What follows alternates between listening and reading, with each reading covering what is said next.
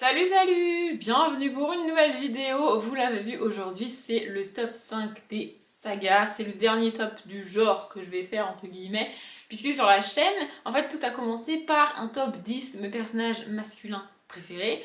Puis je me suis dit que j'allais faire pareil pour les personnages féminins. Je pensais faire un top 5 des personnages féminins. Au final j'ai fait un top 10 des personnages féminins. En faisant ça, je me suis rendu compte qu'il y a des personnages que j'allais citer dans les deux tops alors qu'ils étaient en couple dans le même livre. Donc je me suis dit que j'allais faire un top de couple. J'ai quand même cité un personnage masculin dans le top masculin et un personnage féminin dans le top féminin alors qu'ils sont en couple dans Hunger Games. Mais c'est mon choix, je fais ce que je veux. Donc j'ai fait un top 5 des couples. Et après avoir fait tout ça, je me suis rendu compte qu'il y a des sagas que j'adore, il y a des personnages que j'adore, il y a des univers que j'adore, que j'avais pas cités. Et j'ai décidé de faire un top 5 de sagas. Alors, c'est pas le top 5 de mes sagas préférées de tous les temps, parce que j'ai déjà parlé de beaucoup de sagas et de beaucoup de livres dans ces tops de personnages et de couples, mais c'est 5 sagas que j'adore et dont j'ai pas parlé dans aucun de ces 3 tops que j'ai fait, les personnages masculins, féminins et les couples, et dont j'avais quand même envie d'en parler. Et en vrai, je pense que la saga, notamment qui est en numéro 1, j'en parle quand même très souvent, et je l'ai pas cité dans les 3 précédents tops. C'était pas possible. En fait, c'était pas possible que j'en parle pas. Donc, voilà. J'ai pas réfléchi à faire un top 5 de one shot parce que je vois pas vraiment l'intérêt. Mais bon, si ça vous intéresse, peut-être que je pourrais y réfléchir. Dites-moi si vous voulez. Moi, j'ai pas prévu de le faire. Mais si vous voulez, peut-être je le ferai. Il y aura pas vraiment de surprise si je fais un top 5 de one shot. Ça sera des livres dont j'ai déjà beaucoup parlé. Mais si vous voulez, je le ferai. Bref, donc il y a 5 sagas. Ça devrait aller quand même relativement vite. Comme pour tous les autres, je les ai classés de la 5e à la première. Comme je l'ai dit, je pense que la première, la majorité d'entre vous, la majorité des gens qui me suivent peuvent la deviner. Mais bref, c'est parti. En numéro 5, j'ai mis La Faucheuse de Neil Chesterman parce qu'en fait, c'est un univers qui m'a marqué. En fait, j'aurais presque pu appeler cette saga, ce top 5 des univers que j'adore. Mais il se trouve que ce sont tous les livres que je vais vous montrer appartiennent chacun à une saga différente. Donc, bah, du coup, top 5 saga, tu vois. Mais vraiment, l'univers de cette saga est absolument génial. On est dans une dystopie young adulte, un peu dans la lignée de Hunger Games, Divergente, tout ça. Mais c'est vraiment, je trouve, en fait, le concept de départ est vraiment dingue. Et ce qui fait que j'ai mis ce livre-là dans les sagas et pas dans les personnages ou dans les couples, c'est que premièrement, je suis incapable de vous citer un couple dans cette saga. Voilà. Et deuxièmement, les personnages, bah, je suis pas particulièrement attachée à eux. J'ai continué la saga et j'ai fini la trilogie. D'ailleurs, j'ai vu qu'il y avait un truc qui était sorti, La Faucheuse, Histoire secrète, c'est un recueil de nouvelles, il me semble. J'ai trop envie de lire. J'aime pas les recueils de nouvelles, j'aime pas les nouvelles, mais j'aime tellement cet univers qu'il va falloir que je me l'achète et que je lise, c'est sûr. Bref, ce qui fait que il est là, c'est que j'aime l'univers, les personnages sont cool, mais pas au point que je les ai mis dans mes tops de personnages. Je sais pas si vous voyez ce que je veux dire. Bref, dans cette saga, en gros, les hommes et les femmes ne meurent plus. Il n'y a plus de mortalité. Si tu meurs, en gros, on te ressuscite, on te ramène à la vie. Si tu es brûlé vif, on est capable de te soigner et tu vivras pas ta vie en mode t'es brûlé et tu vas galérer toute ta vie parce que t'as mal, parce que t'es brûlé, parce que t'as des cicatrices. Non, on va te soigner et il n'y a pas de souci. Si t'as un accident de voiture, si tu te défenestres du 45e étage, on va te sauver la vie. La médecine est juste génialissime dans cet univers. Sauf que si plus personne ne meurt, la Terre va finir surpeuplée et ce sera des conditions de vie absolument nullissimes. Donc ils ont mis en place une espèce de guilde de faucheurs et de faucheuses, la faucheuse, qui sont en fait qui régulent la population. Et donc quand un faucheur décide de te tuer, on pourrait te sauver, mais on ne te sauve pas. Tu meurs. C'est les faucheurs et les faucheuses qui font ça, qui régulent la population mondiale, un peu, tu vois. Et donc nous on suit une apprentie faucheuse et on va découvrir ça. Il y a pas mal de questions politiques. Évidemment, il y a des. Normalement, quand t'es faucheur, t'es censé être impartial et tuer les gens, pas faire de vengeance personnelle, pas faire de préférence raciale ou de préférence sexiste ou. Enfin, de préférence raciale. En gros, t'es pas censé buter les noirs, c'était raciste, ou buter les femmes, c'était sexiste. Même si t'es faucheur, t'es censé avoir une espèce d'égalité, sauf qu'évidemment, il y a des gens, des faucheurs qui s'en battent les couilles de tout ça et qui font n'importe quoi. Et voilà, on suit ça, l'apprentissage, comment tu deviens faucheur, comment tu deviens faucheuse. T'as un maître faucheur quand tu es apprenti. Et voilà. C'est un peu un mix entre la dystopie et de la fantaisie avec cette histoire de maître et d'élève, que t'as rarement en dystopie et que t'as beaucoup en fantaisie, mais vraiment j'ai adoré cet univers. Et c'est bizarre parce que dans la fantaisie, tout ce qui est question de politique et tout, en général, ça me gave, ça me tape sur le système, c'est pas ce que j'aime.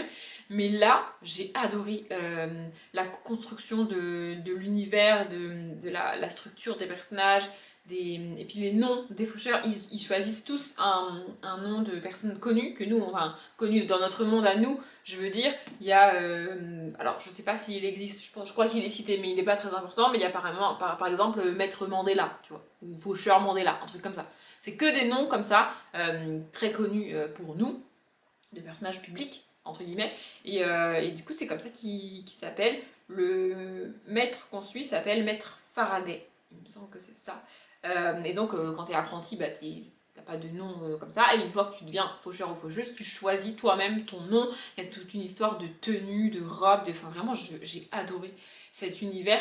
Et j'ai plus trop de souvenirs de l'histoire en elle-même. Tout ce qui me reste, ça fait un moment que j'ai lu ces bouquins. Mais tout ce qui me reste en mémoire, c'est vraiment cette ambiance, cet univers que j'ai adoré et que je vais adorer retrouver dans Histoire secrète. Vraiment, j'ai trop hâte. La deuxième saga, c'est Legend de Marilou. Alors, Legend, c'est le titre du tome 1. Le tome 2, c'est Prodigy. Et le tome 3, c'est Champion. Il me semble que c'est dans ce sens-là. J'ai pas l'impression que la saga ait un nom. Mais bref, on s'en fiche. C'est une saga aussi que j'ai lue il y a un moment. C'est aussi une dystopie. Et c'est une dystopie très dure. Vraiment, avec des castes extrêmement carrés, extrêmement serrés. Il y a des dystopies où, en général, dans une dystopie, la population est rangée dans des catégories, les pauvres, les travailleurs, les riches, enfin bref, la royauté, tout ça, ça arrive. Mais il y a des dystopies où tu peux plus facilement passer d'une caste à une autre. Ça reste une dystopie, ça reste comment dire, assez rigide en termes de construction de l'univers. Mais là, l'univers est particulièrement rigide. Tu es catalogué dès ta naissance et pour ressortir de la case dans laquelle on t'a mis, c'est juste impossible. Mais genre, vraiment, je garde ce souvenir de cette dystopie où genre, vraiment, les personnages, bah, si t'es mal né, tu te démerdes en fait. Genre, vraiment.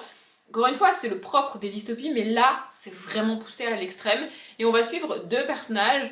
Un qui vient de la caste la plus basse. Je sais pas vraiment s'il y a des castes dans cette dystopie, je sais plus. Mais en gros, c'est le personnage masculin qui s'appelle Day. En gros, c'est un voleur, un tricheur, un truand. Il est né dans un milieu très pauvre, avec très peu de moyens. Et du coup, il se débrouille comme il peut. Et il se trouve que sa technique pour se débrouiller, bah, c'est d'enfreindre la loi régulièrement. Donc bah, voilà, c'est comme ça. Et de l'autre côté, on a June, qui elle, à l'inverse, elle a tout. Genre, elle est hyper intelligente, elle a été élevée dans les plus hautes cases de la société, elle est riche, elle est parfaite, enfin, genre, vraiment, elle est toute tracée pour diriger un jour cet univers, cette société. Je sais pas si vraiment elle va la diriger, mais en gros, elle fait partie des très très hautes cases de la société, en mode elle a tout ce qu'il faut, tu vois. Et il se trouve que le frère de June va mourir, malheureusement, et pour elle, Day est responsable de la mort de son frère. Alors, je vous laisse découvrir si c'est le cas, si c'est pas le cas, si c'est bref, on s'en fiche. Et du coup, elle va se mettre à le pourchasser, lui. Au milieu de tout ça, évidemment, il y a une romance, sinon c'est pas drôle. Mais vraiment, j'ai trouvé l'univers absolument génial. C'est une des dystopies avec le plus d'action, le plus de rebondissements, le plus de révélations. C'est assez addictif. Alors, c'est peut-être pas aussi addictif que Hunger Games, pour comparer à la dystopie la plus addictive selon moi. Mais on n'en est pas loin, vraiment, il se passe beaucoup de choses, ça évolue énormément et j'ai adoré. Et en plus, ce que j'avais aimé, c'est que c'est le seul livre que j'ai eu dans la Cube. J'avais commandé la Cube, j'avais dit à peu près ce que je voulais, à peu près ce que j'avais déjà lu. Et les personnes qui s'occupent de la Cube m'avaient envoyé ce livre-là, c'est pas moi qui l'avais choisi. Et découvrir ce livre alors que je le connaissais pas, que j'ai pas décidé de l'acheter et tout, j'avais adoré faire ça, vraiment. Et j'aurais presque pu mettre Day et June dans le top des couples, sauf que c'est pas un couple que j'aime particulièrement. Vous voyez, ce que j'aime, c'est vraiment l'univers, l'ambiance. C'est une dystopie quand même très sombre, avec beaucoup d'événements, beaucoup d'actions. Et c'est ça que j'ai aimé, c'est l'univers, vraiment. C'est pour ça que j'ai fait ce top-là, je pense que vous avez compris. Pour le troisième livre, en vrai, je triche pas, mais en français, je triche, vous allez voir. Mais je pouvais pas ne pas le mettre, c'est pas possible. Et il est numéro 3, donc c'est Le Monstrologue de Rick Yancey. Donc c'est le tome 1. Il se trouve que c'est un tome 1, il se trouve que c'est une saga écrite par l'auteur, sauf qu'en fait, en France, on n'a jamais eu la suite. En français, les tomes suivants n'ont jamais été traduits. Donc en soi, en français, c'est considéré comme ça pourrait être considéré comme un one shot puisque tu peux pas lire la suite en français. Si tu lis pas en anglais, tu n'auras pas la suite. Et j'ai beau adorer cette saga, cet univers et tout, enfin ce tome 1, je vais pas m'obliger et me contraindre à lire la suite en anglais. Alors que vraiment j'ai adoré. C'est un livre jeunesse, vraiment. Et je l'ai déjà dit à plusieurs reprises, c'est le livre qui m'a fait le plus flipper de toute ma vie. Vraiment, j'ai lu des thrillers adultes particulièrement sanglants, mais ce bouquin-là, mon Dieu. En gros, on suit Will. Enfin, le début, c'est pas comme ça. Le début, on est dans à peu près à notre époque et on est avec un notaire qui trouve un carnet. Un vieux monsieur, très très vieux monsieur, vient de décéder et il retrouve ces espèces de journaux intimes dans lesquels il a raconté sa vie et il sait pas quoi en faire. Et en fait, l'histoire qu'on a, c'est ce que ce vieux monsieur qui s'appelle Will a écrit dans ses carnets. Donc on a toute la jeunesse de Will. Et là, on entre dans un univers, mais alors, mon Dieu. En gros, Will est devenu un petit peu contre sa volonté l'apprenti d'un espèce de savant médecin fou, autopsie, enfin, complètement taré. Le mec était, comment on dit ceux qui font les autopsies, un médecin légiste complètement taré. Et l'histoire démarre, j'ai déjà raconté cette scène, mais elle est terrifiante. En gros, l'histoire démarre, on est en pleine nuit. En pleine nuit.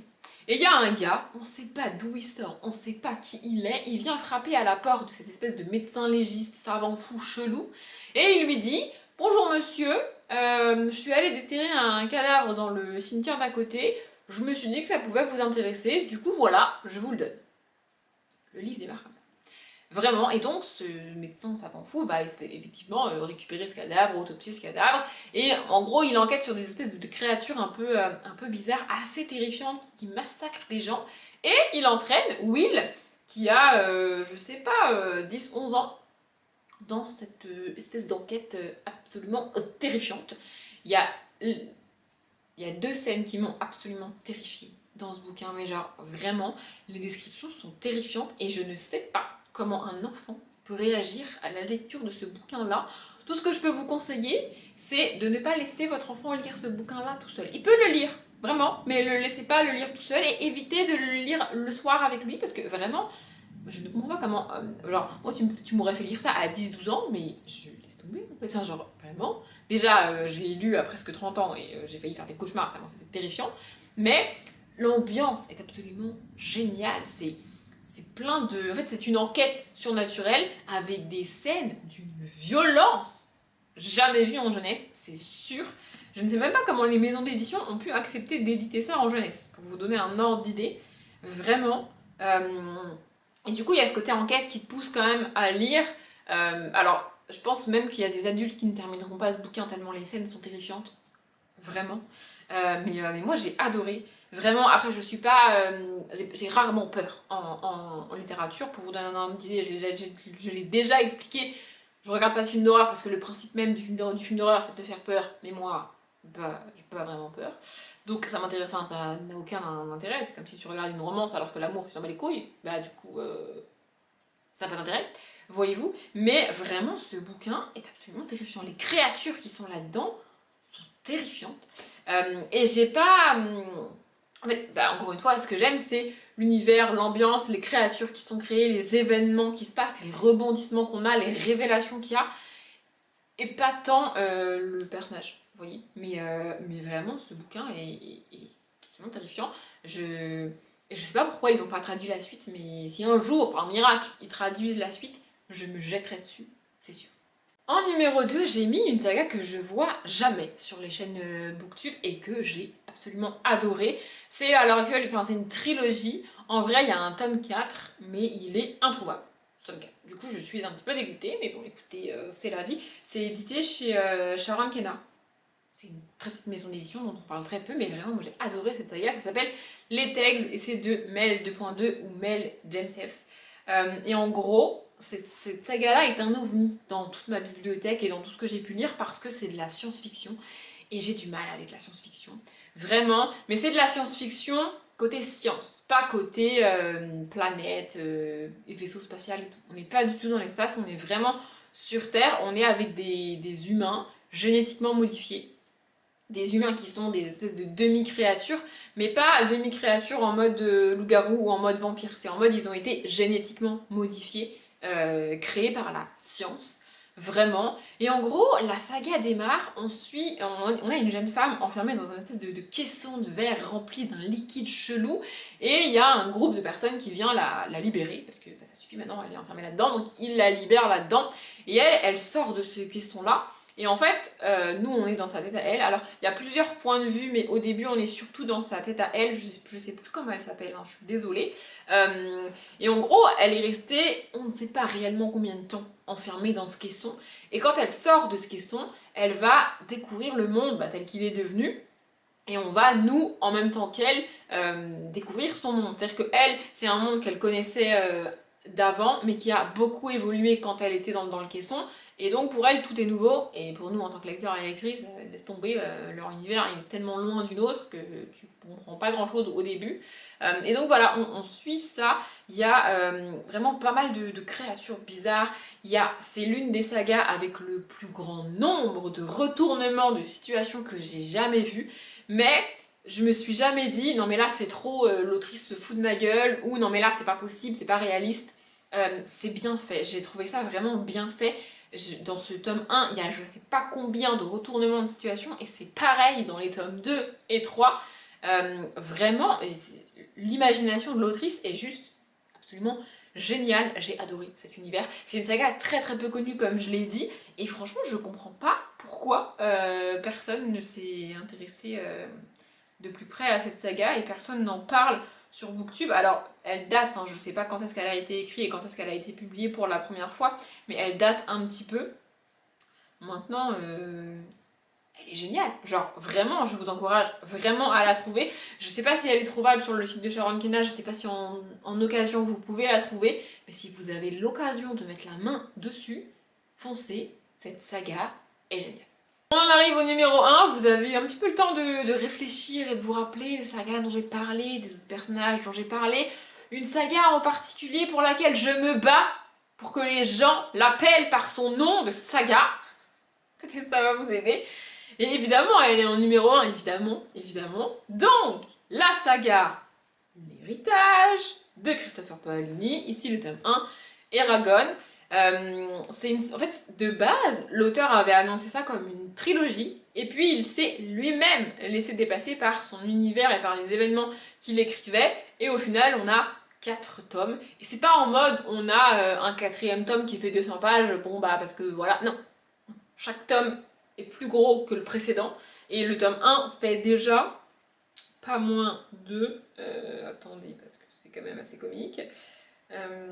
pas moins de 679 pages. Voilà, pour vous donner un ordre d'idée, il me semble que j'avais regardé. Le livre le plus gros de ma bibliothèque que j'ai, c'est le tome 3 de Millennium de Stieg Larsson. Et en numéro 2, c'est le 4e tome, ou le 3e tome, je sais plus, de la saga L'héritage. Donc oui, ce tome-là, un des tomes de la saga L'héritage est plus gros que le tome 5 de Harry Potter. Vraiment. C'est assez dense, c'est assez ouf. Bref. L'histoire de Eragon. Donc, le tome 1, c'est une fantaisie avec des dragons, comme c'est sur la couverture. Il y a un petit peu un suspense au début de on sait pas trop qu'est-ce qu'il trouve, on sait pas trop ce qui va se passer, mais en vrai, sur la couverture, t'as un dessin de dragon, donc c'est pas vraiment un spoil, tu vois. En gros, on va suivre un jeune homme qui s'appelle Eragon, qui est, comme dans beaucoup de fantaisies avec les dragons, apprenti forgeron. Oui, écoutez, c'est comme ça. C'est la vie. Il est élevé par son oncle, il me semble. En tout cas, il l'appelle son oncle. Je sais pas s'il est réellement par le sang son oncle, mais en tout cas, il n'est pas élevé par ses parents parce que Son père est parti quand il était jeune et il me semble que soit sa mère là, est morte en le mettant au monde, soit elle est partie pas très longtemps après, ou elle est morte pas très longtemps après. Enfin bref, il a plus de parents. En gros, il est élevé par son oncle et donc il vit près d'une espèce de...